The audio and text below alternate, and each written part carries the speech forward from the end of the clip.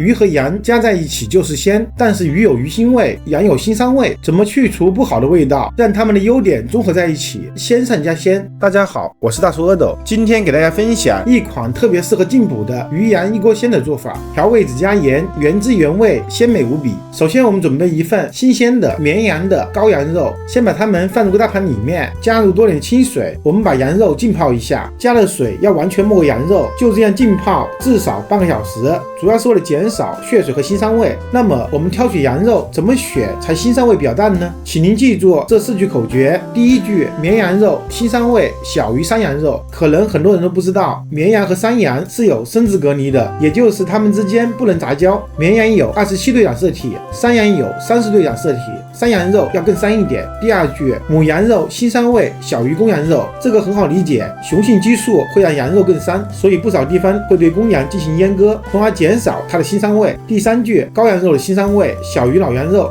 腥膻味主要来源于支链脂肪酸，它是会随着年龄的增长逐渐累积的。总体而言，6个月左右的小羊最好吃。第四，鲜羊肉的腥膻味小于冻羊肉，这里特指排酸过的鲜羊肉。如果羊肉是急冻并且时间不长的话，两者的差别就不大。泡血水的时候，我们准备一条鱼，我这一次选用的是鲈鱼，先用剪刀把它的鱼鳍全部剪掉。其实很多鱼都可以做这个菜，例如鲫鱼和桂花鱼，但是鲫鱼刺比较多，桂花鱼煮出来颜色不够白。更重要的是，鲈鱼煮汤更鲜美，还特别耐煮。加上我的很多粉丝朋友都是海外的，鲫鱼和桂鱼买不到，可以买到海鲈鱼，所以改天再介绍鲫鱼的做法。把全部鱼鳍包括鱼尾剪掉后，不要着急改刀，此时的鲈鱼特别的滑，要先做一步，我们要用刀顺着鱼尾方向不停的刮去表面的粘液，这些粘液特别的腥，特别的滑手，它是鲈鱼分泌的保护液，一定要彻底的去除干净，就能减少大部分的腥味。鲈鱼肉腥味本身并不重，一边刮去粘液，一边顺便把残余的鱼鳞给去掉，特别是鱼头、鱼腹部和鱼鳍的位置。我好奇的把鱼粘液称了一下，1斤鱼居然有30克粘液。全部处理完毕后，我们再用流动的温水把鲈鱼冲洗干净，只有温水才能更好的去除表面残余的最后一点粘液。它的鱼腹腔也要清洗干净，它的腹腔深处还有一些鱼骨血，待会切开之后再处理。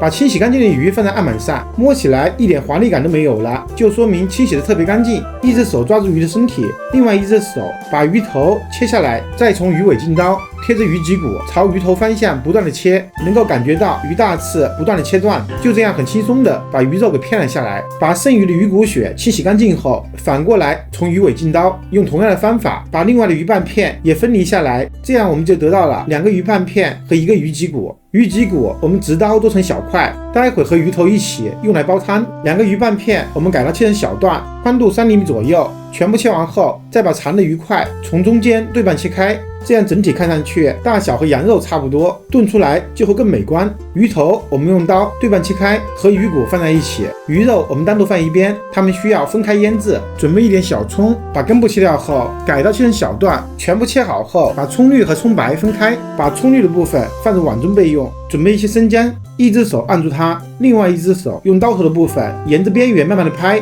把它们拍成姜蓉。接着把拍好的姜蓉和葱绿放在一起，朝碗中加入小半碗清水，然后用手用力的抓捏一会儿，挤出里面的汁水。接下来我们浸泡10分钟，泡好后用漏勺过滤一下，就得到了葱姜水。把鲈鱼肉放入一个碗中，加入点盐大约1.5克，加入点胡椒粉大约0.5克，再加入2勺葱姜水大约30克，然后用手把它们抓捏均匀，让鱼肉把调味品和葱姜水吸收进去。用葱姜水而不用葱姜，好处在于用量少，效率高，整体去腥更均匀，也少了一个后期挑出葱姜的麻烦。充分抓匀后，加入少量的玉米淀粉大约5克，还是用手抓匀，让鱼肉表面上包裹上一层淀粉外衣，能够锁住水分。就这样放在一旁腌制至少20分钟。鱼头和鱼骨也放入碗中，加入1勺葱姜水，然后用手抓匀就可以了，也放在一旁腌制至少20分钟。做完这些事情，我们的羊肉也泡好了。我们看一下，泡出了不少的血水，倒出脏水，我们把它们清洗一下，还是用流动的温水把它们清洗一下，也能洗掉一些碎肉和骨渣。接下来把清洗干净的羊肉直接放入锅中，加入多点清水没过它们，